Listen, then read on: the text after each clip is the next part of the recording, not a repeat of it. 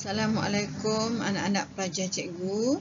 Alhamdulillah pada minggu ini cikgu akan mengajar anak-anak cikgu semua dalam PSW di bawah tajuk bab 17 Designomik.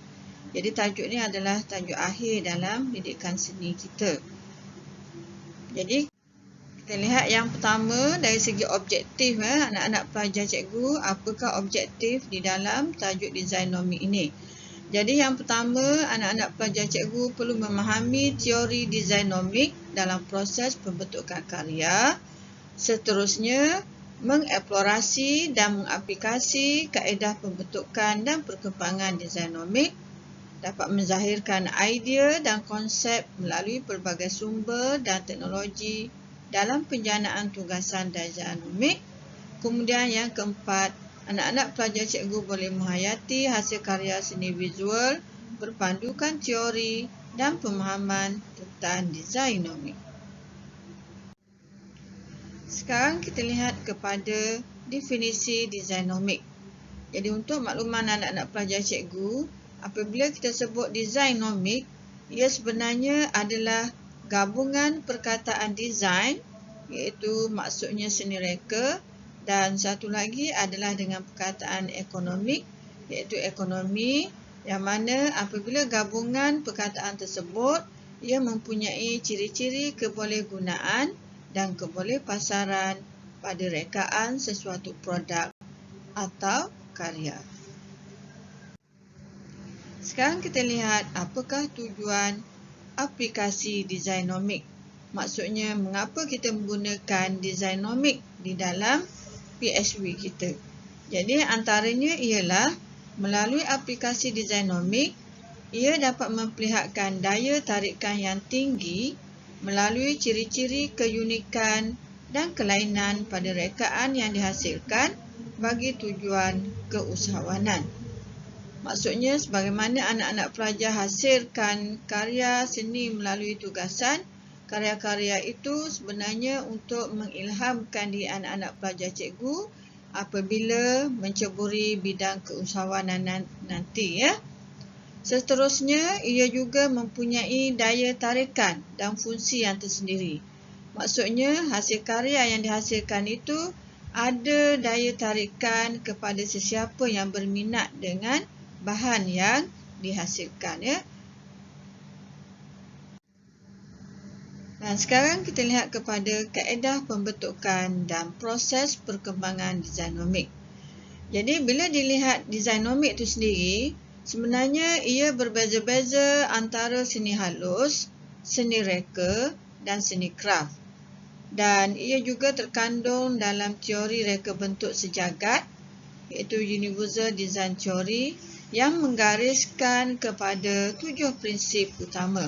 Jadi apabila kita lihat kepada perkembangan Designomik ini, ia merujuk kepada 7 prinsip. Iaitu yang pertama, pastikan rekaan kita tadi mempunyai mampu guna. Kemudian prinsip yang kedua, fleksibel. Prinsip yang ketiga, penggunaan tersebut mudah dan intuitif. Prinsip yang keempat, mempunyai daya penyampaian maklumat yang mudah. Prinsip yang kelima, kesilapan yang minimum. Prinsip yang keenam, rendah keupayaan fizikal. Dan yang ketujuh, kesesuaian dan kecukupan saiz serta ruang. Ini adalah bagaimana perkembangan kaedah proses Designomik mengikut kepada prinsipnya. Jadi perlu ingat, prinsipnya mempunyai 7 sebagaimana cikgu nyatakan tadi. Dan dalam kaedah pembentukan proses perkembangan Designomik juga, anak-anak boleh lihat, apabila kita lihat daripada karya seni halus, Designomik ini merujuk kepada kemahiran, keunikan dan aplikasi unsur seni reka dalam hasil karya.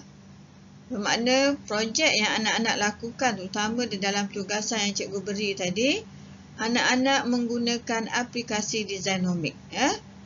Sebagai contoh, seni dikopik. Boleh mengaplikasikan teknik catan dan collage sebagai hiasan yang dihasilkan sama ada pada kertas atau kanvas. Jadi hasil karya yang sempurna nanti akan meningkatkan designomik dalam hasil karya seni. Apabila kita lihat designomik dalam seni reka pula, kaedah pembentukan produk rekaan adalah dari pelbagai bidang berteraskan gabungan kecanggihan teknologi terkini dengan pemikiran baharu. Gabungan ini akan menampilkan rekaan yang mempunyai ciri-ciri designomik. Bagaimana designomik dalam seni kraf tempatan? Ia boleh memfokuskan kraf dimensi baharu. Ataupun kita lihat dalam transformasi dalam rekaan bercirikan designomik, boleh menampilkan hasil kraf yang kreatif dan menarik. Ini adalah ciri-ciri designomik dalam seni reka. Ini adalah beberapa contoh yang menggambarkan rekaan tadi mempunyai ciri-ciri designomik. Sebagaimana anak-anak lihat dalam slide ini, bentuk reka bentuk kerusi ini mempunyai ciri-ciri designomik yang begitu kreatif.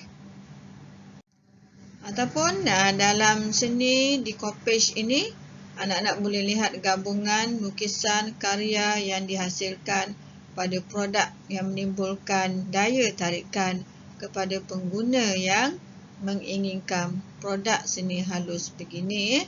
Ini menggambarkan berciri designomik. Ataupun juga lihat kepada contoh rekaan designomik dalam bidang seni reka yang menggunakan pelbagai teknologi.